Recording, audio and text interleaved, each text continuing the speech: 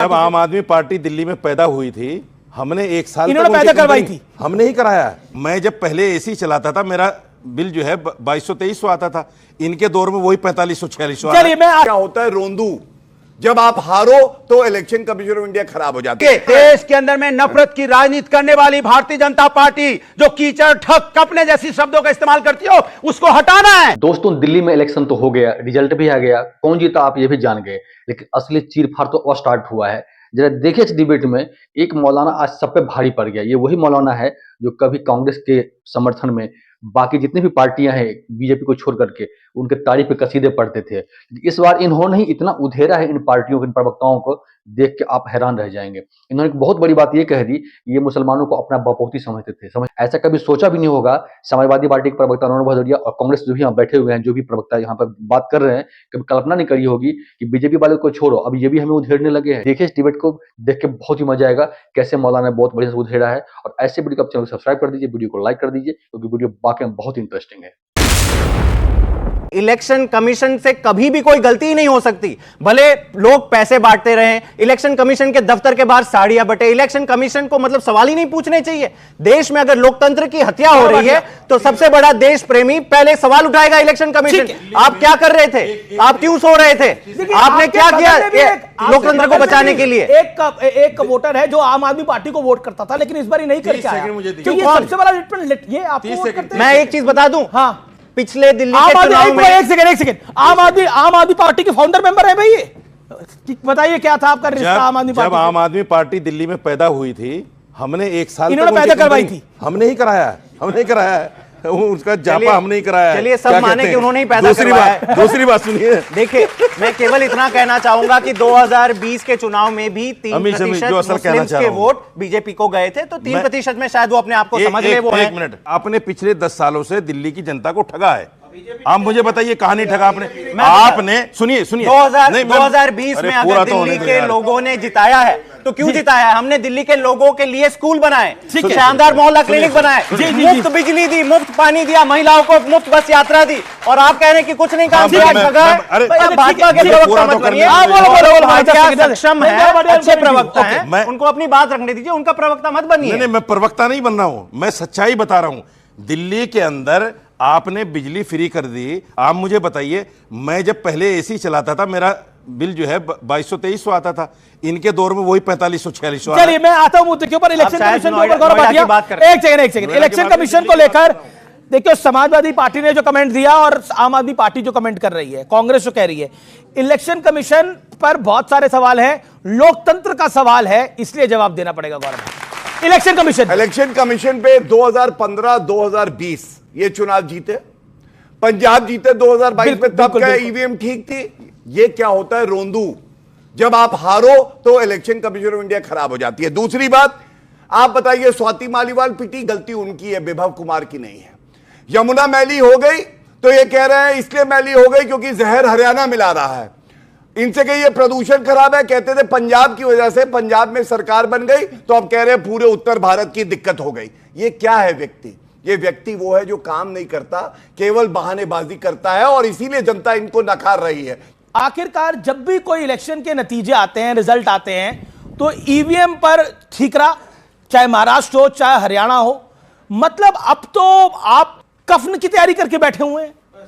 मतलब कमाल की बात है। मतलब ये बयान, ऐसा बयान कौन देता है अनुराग जी? इलेक्शन कमीशन सुनता नहीं है अमीश भाई। मतलब आपकी नहीं सुनेगा तो कब देंगे? लगातार 500 से ज्यादा शिकायतें भेजी, हम लोग लगातार रिटर्न में लिख के दे रहे हैं कि पुलिस सुन नहीं रही है। यहाँ पे बूथ पे किस तरह की, अरे मैं बात तो कह लूं अपनी, आप कहां बीच में कूदे? कहिए कमाल है। हमने लगातार अब हम बीच में कूदेंगे, बोलो भाई। अरे बिल्कुल बोलेंगे, डंके की चोट पे बोलेंगे। अगर लोकतंत्र की हत्या होगी तो बोलेंगे, अगर किसी का वोट का अधिकार छीना जाएगा तो बोलेंगे, वोट नहीं डालने दिया जाएगा तो बोलेंगे। देश के अंदर में नफरत की राजनीति करने वाली भारतीय जनता पार्टी जो कीचड़, ठग, कपने जैसी शब्दों का इस्तेमाल करती हो, उसको हटाना है, ये मेरा मकसद है। लेकिन वो भारतीय जनता पार्टी को इस बार वोट डाल के आए हैं, आपके सामने खड़े हैं रशीदी साहब। वो उनकी आत्मा बिक गई है। उनकी आत्मा बिक गई है, ठीक है। अब ये आपने वो- बड़ा वो- लगाया। एक सेकंड पहले रशीदी साहब आ जाए। आत्मा बिक चुकी है। ओके। उन्होंने अपनी आत्मा को, आत्मा बिक अपनी गई। जो लोग जो कुछ दिन पहले तक यही भारतीय जनता पार्टी के बारे में क्या क्या नहीं बोलते थे, मेरे स्वर में स्वर मिलाते थे,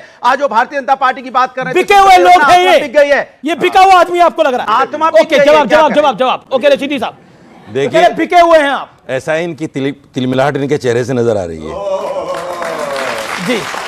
पानी दे दो भैया। एक पहचान मुझे बोलने दीजिए, मुझे बोलने दीजिए जैसे भाई साहब, बोलने दीजिए। बोला बीजेपी के चेहरे की खुशी आप देखिए हम लोग अनफेयर है, देखिए अच्छा, वो बोलने किसी के बीच दीजिए, में नहीं बोलने बोले। दीजिए। हाँ बोले। देखिए आज जो लोग ईवीएम पर सवाल उठाते हैं, सबको याद होगा कांग्रेस के ज़माने में, समाजवादी के ज़माने में पूरे पूरे गांव बूथ कैप्चर होते थे जब ईवीएम नहीं थी। वो क्या इलीगल नहीं था? सवाल ये है कि मुसलमान के लिए बीजेपी अछूत थोड़ा ही है, ये अछूत तो इन्होंने बनाई है। अरे लो, यही मैंने कहा, आत्मा बिक गई है। ये जो दो पार्टियां खड़ी हैं, ये जो दो पार्टियां खड़ी हैं, ये पता क्या कहते हैं मुसलमानों को? हाँ। तहसील भी। अगर तुमने बीजेपी को वोट दे दिया, तुम्हारा वोट राइट छिन जाएगा। कब का क्या बात है करते हो? कुछ एक नहीं, सेकंड, मतलब फेंकने की भी अरे भाई बोलने तो दो। अच्छा बोलने तो दो। ये देखो तिलमिलाहट इसको कहते हैं, ये तिलमिलाहट है, ये तिलमिलाहट है, ये तिलमिलाहट है, कर दिया आपने मौलाना साहब। देखिए ये तिलमिलाहट ये है। 30 सेकंड में दीजिए।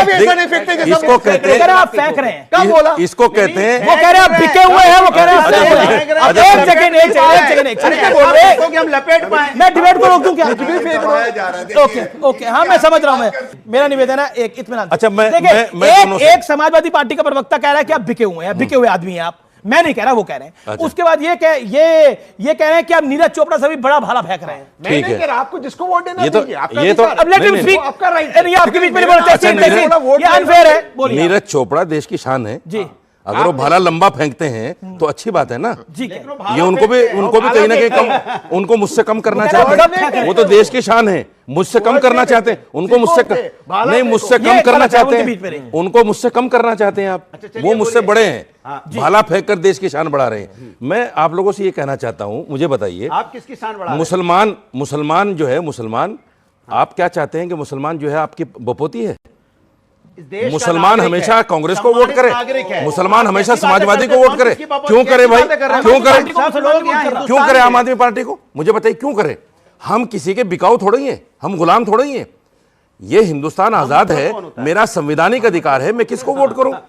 मैं अपने समाज के लोगों को जागरूक करना चाहता हूं कि हमारे पास विकल्प है, बीजेपी भी हमारे पास विकल्प है। ये मुसलमान की बात कर रहे हैं। हम बंधवा इनका अधिकार। ओके ओके, तीन आप कांग्रेस के प्रवक्ता हैं, आप कांग्रेस के प्रवक्ता हैं, आप कांग्रेस के प्रवक्ता हैं, आप कांग्रेस के प्रवक्ता हैं, कांग्रेस के नेता हैं, कांग्रेस के नेता, ये अभिनेता है। अमीश भाई, ये अभिनेता है, नेता नहीं, अभिनेता एक्टिंग करते हैं खड़े होकर। भाजपा को देना है, भाजपा को तहसील बारी है, तहसील 40 एक सेकंड, सेकंड। भाजपा को देना है, वो कह रहे हैं भाजपा को कि दीजिए, आपको आम आदमी expose कर रहे पार्टी को देना है दीजिए, समाजवादी को देना है, कांग्रेस को, ये आपका अधिकार है। प्लीज किसी भी व्यक्ति के बहकावे में आके या उनके बोलने पर मत दीजिए। और आप सबका और आपके कहने से कांग्रेस को वोट देंगे। तहसीन पूनावाला के कहने से मुसलमान कांग्रेस को बोला मैंने कांग्रेस को तहसीन पूनावाला के कहने से कांग्रेस को वोट नीरज चोपड़ा तो ज्यादा फेंकते हैं, ये कोई बात हुई? वो भाला फेंकते हैं, ये सिर्फ झूठ फेंकते हैं। अरे आपके कहने से कांग्रेस को क्यों दे?